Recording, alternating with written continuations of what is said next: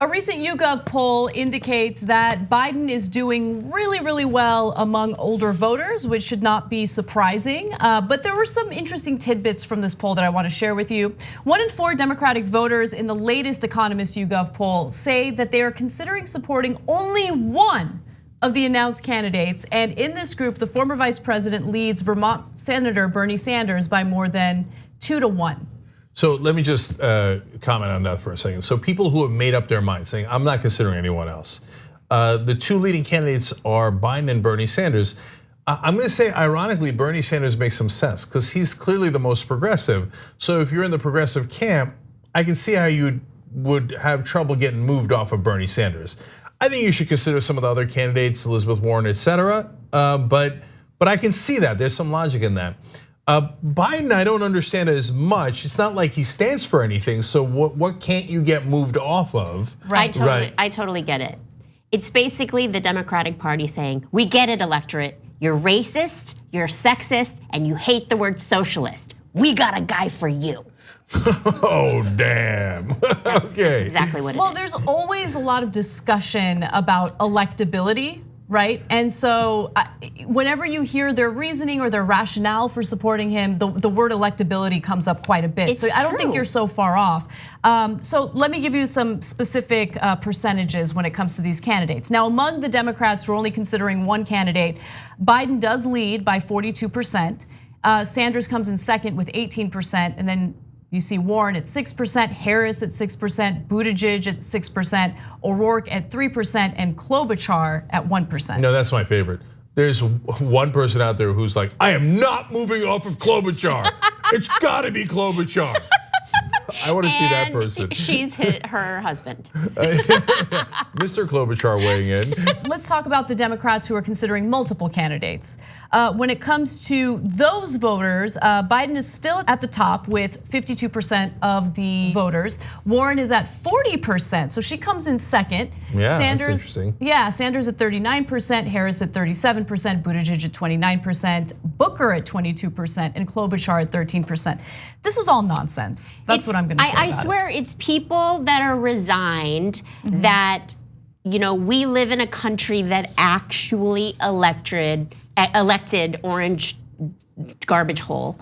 And they're like, obviously we live in a racist, sexist country, and there's a whole segment of population that are willing to vote for this jerkhole. So what are we gonna do? We gotta combat this with another old white man who's not that progressive. So let's go with this guy. Like, I actually had a conversation with a young black female friend who were like, this country's never gonna vote for a woman right now. We're never gonna vote for a person of color right now. We gotta vote for some old white guy. Yeah, and it's absolutely driving me crazy. And so, look, if obviously Bernie Sanders, I think, is a great candidate. I think others like Warren are good too, but it doesn't matter. That's even if you're talking about Kamala Harris, who is not my favorite candidate, but is an interesting candidate in the race, that you should consider all these folks. Anyway, bottom line is, if you're eliminating Kamala Harris, even though she's not my favorite candidate, that's crazy talk.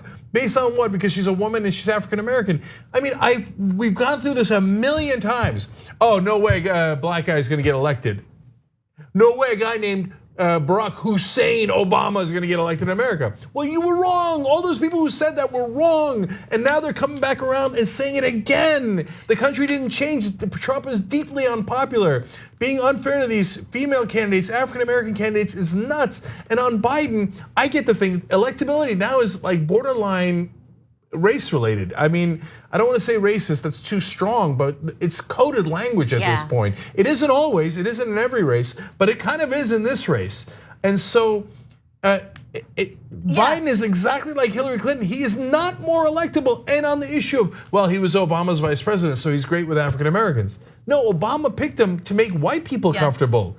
It's not like he needed help with African American votes. So this is the part of the poll that I thought was the most fascinating, because as I read you these numbers, I want you to just remember what went down in 2016 when it came to the Democratic primaries. Some voters say there are candidates they could not support if they won the Democratic Party's nomination. 12% say they could not support Sanders. 10% say they could not support Biden. Okay, let's stop for a second. So I'm going to go ahead and venture to say that those who would not vote for for Sanders under any circumstance, even if he won the nomination, might be the same people who got really angry at the Sanders supporters who didn't want to vote for Hillary. Oh, great point. I hadn't right? thought of that. Yes. By the way, that number for all the candidates should be 0%. Yeah. That means they would be running against Donald Trump. That's Are you right. nuts? Biden's not my favorite candidate. I'd vote for him over Trump any day, Yes. any second. You must be nuts saying you wouldn't vote for Biden over Trump or Sanders over Trump.